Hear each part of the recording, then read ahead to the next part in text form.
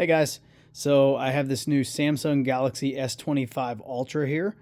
I know a lot of people have gotten these early, and I know you've seen probably plenty of videos if you've been interested in them from reviewers, but you know how that is. I mean, when you get a product for free, I'm not saying you can't be trusted, but I bought this with my own hard-earned cash. So let's start with the build quality and the overall build, actually. This thing is noticeably lighter than the S23 Ultra that I'm coming from now. The S23 Ultra was a great phone. I didn't upgrade it last year, obviously, to the S24 Ultra because, well, actually because of screen issues, but I just felt like there wasn't enough that had been done to differentiate it from the previous model, and I really didn't want to lose the 10x optical zoom.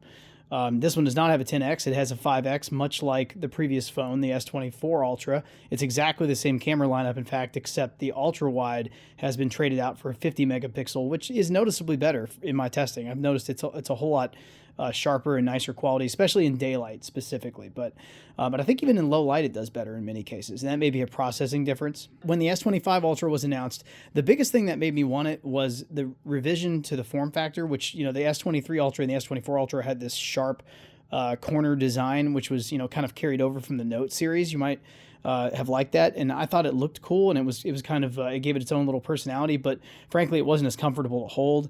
And you know, the curved screen thing, as cool as it was, I know they did away with that with the S23 Ultra, but it is less practical overall than a flat screen, and frankly I'm happy to go back to a flat screen on that too. So really this is just the best design I think Samsung's had in a long time, at least in terms of practical usage. And I really like the cutouts. I think they're well done.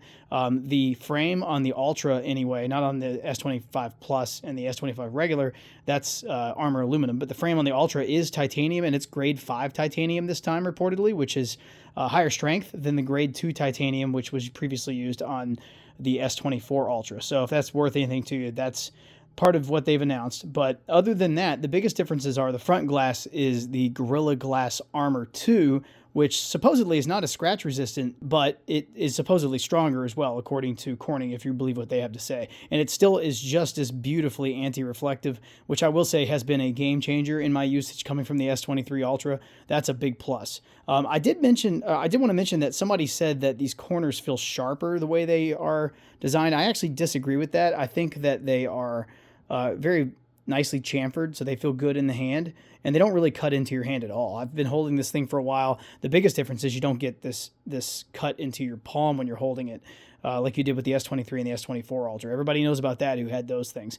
These buttons, by the way, again, according to Jerry Rig Everything, are not part of the titanium, but they are, I believe, aluminum. So overall, I really do like this design. I think the camera bumps are you know, just as obtrusive as ever when it's laying on a table, and that's maybe the only real negative here. Everything else about it's been quite nice. Let's dive in a little bit more to performance and the screen quality and things like that. I will say, the biggest thing I've noticed coming from the S23 Ultra of everything else apart from the form factor is just the sheer speed of this thing. It is insanely fast. There's no question about it. It's a lot faster than the previous phones that I came from. I mean, it is noticeably quicker at everything. Even Android Auto, when you do voice commands, they happen instantaneously on Android Auto. You don't have to wait for anything to process.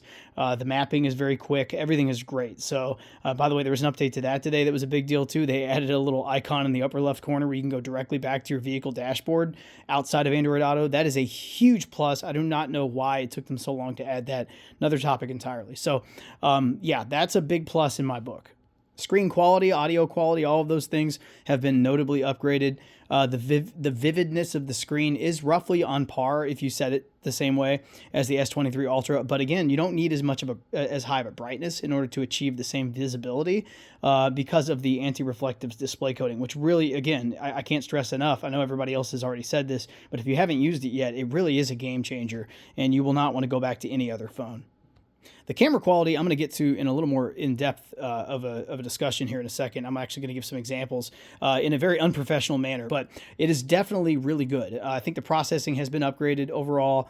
There are situations, especially in 10X, where you notice that there's better quality. The S25 Ultra handles it better overall. So the only thing that really is a downgrade is when you're doing like a distant zoom and you're trying to retain, you know, every little bit of detail in the distance, which you do lose a little bit of that with this because it's a 5X and they're cropping in versus the 10X optical. I will also say the battery life has been a pleasant surprise on day 3 here.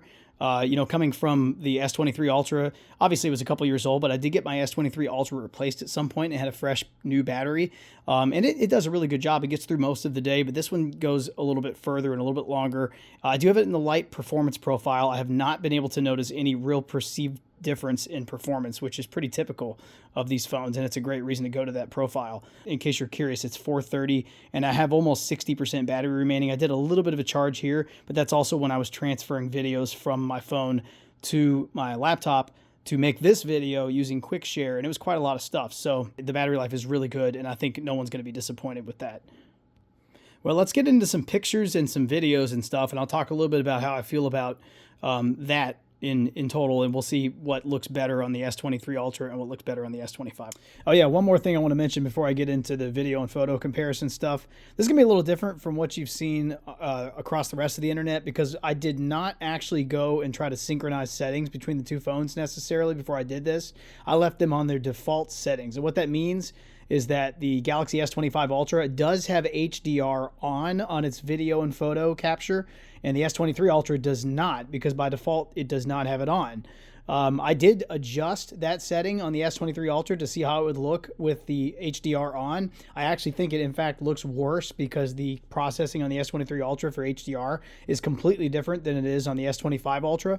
So just keep that in mind. But I wanted to mention that so you don't think I'm like trying to put one over on the S23 Ultra. I mean, the S23 Ultra takes awesome photos and takes really good video too. In fact, like I said, in some ways it's better than this phone, but we'll get into that in a little more detail in a bit here.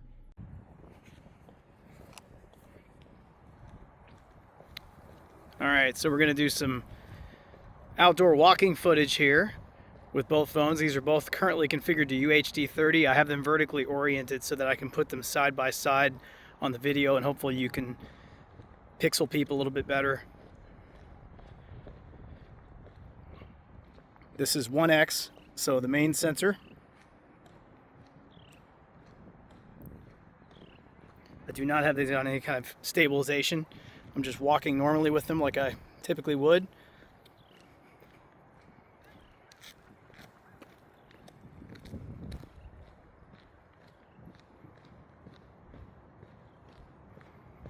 Which one appears to be doing better?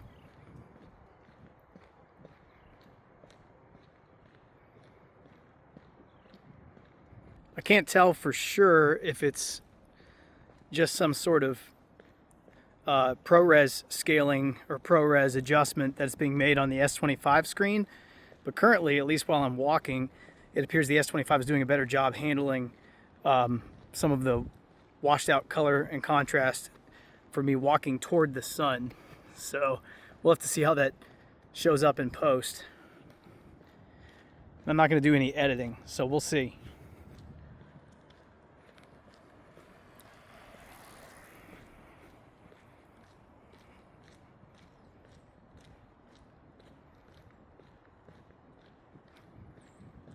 Okay, next we're going to try the ultra wide. This is obviously the one major hardware upgrade made on the S25. It now is a much higher quality, well, a much higher megapixel sensor. It's a 50 megapixel versus, I believe it's the 12 megapixel on the old S23 Ultra. So we'll see how that makes a difference in terms of detail, resolution, contrast, and all that sort of thing.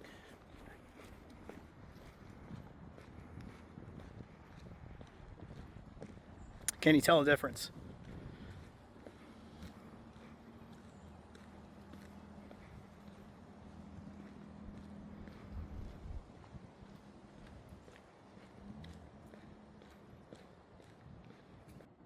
Okay, now I'm going to do a quick comparison between the different lenses here while just kind of hanging out. This is the ultra wide. I'm going to go to 1X.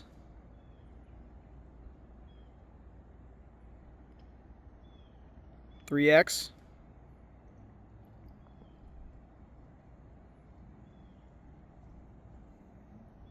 and 10X.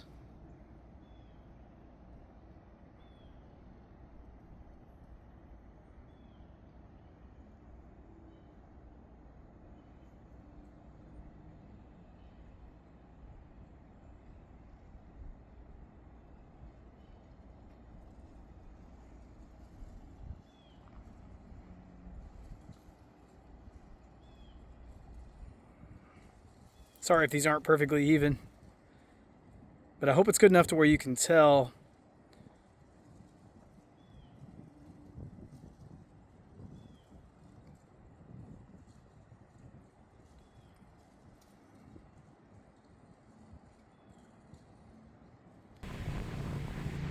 I've got no HDR here, and we're just doing straight 1x.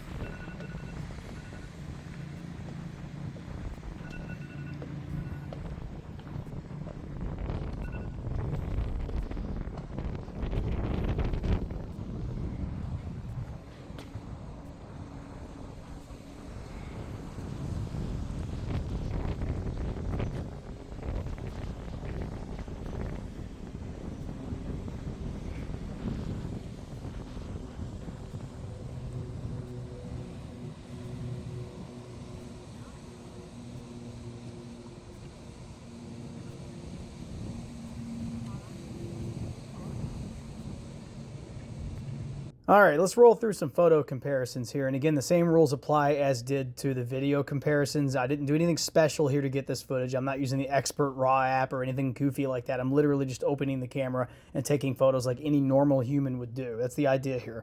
So on the left side, we've got the S23 Ultra. On the right side, we've got the S25 Ultra. I do think I like the color and the contrast on the S25 Ultra, in this case a little more, which is the opposite of what I usually think, as you'll see later. On the left side, though, the S23 has a little better detail on this sign. When you zoom in a little bit, when you crop in. Here's another photo, and in this case, I think I really like the color on this S23 Ultra photo versus this S25 Ultra, where it's just a little bit less of the sky color and a little bit less contrast. Let's zoom in here and take a look. Yeah, the same rules apply here. I mean, it looks like more defined to me on the S23 Ultra, and this is a matter of preference. I mean, some people would say it's too much. This one is a really zoomed out photo of a soccer goal. And there's the S25 version. Again, a little bit less color, a little bit less contrast. Same refrain. Sounds similar, doesn't it? Zoom all the way in at 10x. And even though I see more detail on the trees on the S23 Ultra on the left, which doesn't surprise me given that it's optical zoom, I actually think the grass is more defined in the S25. So I don't know. Here's a 10x photo of a sign from the S23 Ultra. It looks pretty good. But the S25 Ultra, I think, is actually a little better defined in this case. It's probably that AI processing of the text. The lines are a little smoother and a little cleaner, a little bit less noise. Here is a 50 megapixel photo. This is the S23 Ultra. Note the colors of the sky and the tree line detail. The S25 Ultra, a little more detail, I think, in this case, but the color is a little less pleasing. The contrast is a little less pleasing. Again, I think the S23 Ultra just looks a little nicer, a little bit more final. And here we zoom in on the S23 Ultra, and you can see the detail. There's the S25. It's a little bit better. So the processing definitely makes a difference here. Here is a picture of some grass along a walk I took. That's the S23's version. This is at 10x. And here is the S25's version. And even though the color's a little bit different in this case, I actually think I prefer the S25 color in this case. It looks good. Both of them look really good. Here's a stream at 1x. Take a look at the sky and the detail in the leaves and things like that. That's the S23. Here's the S25's version. A little bit less color in the sky. Again, I do prefer the S23's coloring, but I think in terms of the detail, the S25 wins here as well. So it's kind of a toss-up on a lot of these. It depends on how you look at it. Here's an indoor photo of a drawing from my 5-year-old, and this is from the S23 Ultra, and I think it overall looks really good. S25 Ultra, a little more contrast in this case, which is interesting. It's almost like the roles are reversed when you're in lower light scenarios. Maybe that's the case. I didn't do a lot of low light testing, but I'll come back to that later. Here's an outdoor photo at 10x of a basketball goal from the S23. Here's the S25s, and you can immediately tell the difference. Again, the S25 just does not have as much contrast, and things aren't quite as bright or as nice in the sky. And then here is a photo from the S23 Ultra zoomed in of a drain. Pay attention to the drain pipe and the brick. And here we can see there's actually a little bit less detail in the S25 version of this. Again, it's not optical, no surprise. A little bit less detail, a little bit more crushed out details here. This is our final set of photos. This is the ultra wide 1x from S23 Ultra, 3x, and 10x of this tree here. And pay attention to the leaf detail. And then here we've got the S25 Ultra version. I want to pause here for a second and just mention, look at the sky. There's no blue at all, even though the sky was blue here. I hope they change this because the S23 really beats it here. Here's the 1X. Here is the 3X. And finally, here is the 10X, which of course is 5X cropped in. since it's 5x 50 megapixel. I do think you lose a little bit of detail here on the crop. Let's take a look back again here at the S23 Ultra zoomed in of the 10x, and you can look at the detail there on the leaves. Pay special attention to that.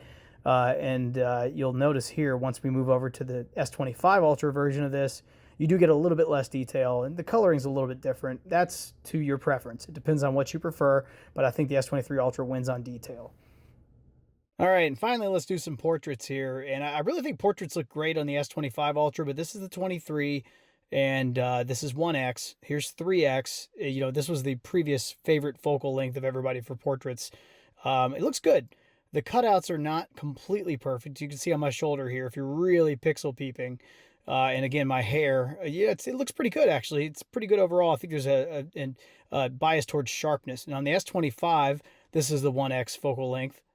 And then we've got the 3x portrait here. And that looks really nice, I think, except the color is a little bit more washed out. Not really 100% sure what happened there. But then here's 5x, and that's kind of the Mac Daddy focal length for portraits. It just looks really good, I think. I mean, take a look at these cutouts here. This is almost completely perfect. That's remarkable. So that's the big plus there. I mean, when you're doing this, look at that. That looks almost completely SLR-like to me. Really impressive. All right, so overall, if you're coming from an S23, S22, something like that, I think this is a pretty no-brainer of an upgrade. I mean, it's obviously, the big thing is it's a lot faster, okay? I mean, seriously, that's the first thing you should really think about.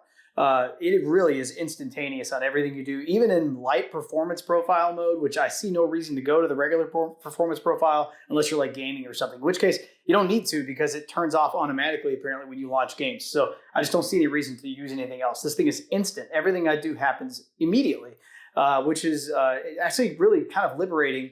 I'm actually feeling like I'm more productive because it's so much faster than even my S23 Ultra. And the S23 Ultra was not exactly a slow phone. So that's the first thing. The camera upgrades and things like that, nothing really major in that department, honestly, even though it certainly is good. It still takes very comparable photos. And I think the portraits are better. There's probably some other aspects of it that are certainly better, like you do a little bit less noise in some cases because of the AI processing. I think the video footage is better quality overall. I think the stabilization's better. And I do like the idea of having a 5x focal length. I miss the 10x optical in some cases, and I wish they would bring that back to some degree, but I think 5x is more useful than specifically 3x even, or if they would just upgrade the quality of the 3x lens like many people have suggested in the past, I think that would be good too. But I'm not super disappointed in the cameras. I do expect them to get better over time. They usually do. When Samsung releases their first updates, there's already been rumored to be one coming on launch day, and that probably will happen. So don't upgrade for the cameras, but do expect them to be really good, which they are, and probably comparable in most ways to the S23 Ultra, frankly. We're kind of getting to a plateau in camera quality anyway. So as for the form factor, that's another big thing I think is a big plus. Apart from these camera rings having a little more depth than they did on the S23 Ultra and the S24 Ultra. It does rock a little more on a surface when it's sitting flat on the surface. That's really the only negative. Everything else about this is really a big plus, I think. I like the flat sides. I enjoy the fact that it feels so premium. Supposedly the grade 5 titanium is more durable than the grade 2 that we had on the previous phone. So that's a nice thing too, if that's actually to be believed. I don't know about the glass. Everybody has different opinions on that. They say it's more resistant to drops. The scratching apparently is a little bit easier than it is on the S24 Ultra, probably because they're sort of contraindicated to some degree. But overall, I really do like the design. I think it looks really nice. This titanium blue color I got, which is just subtly blue. It's mostly titanium.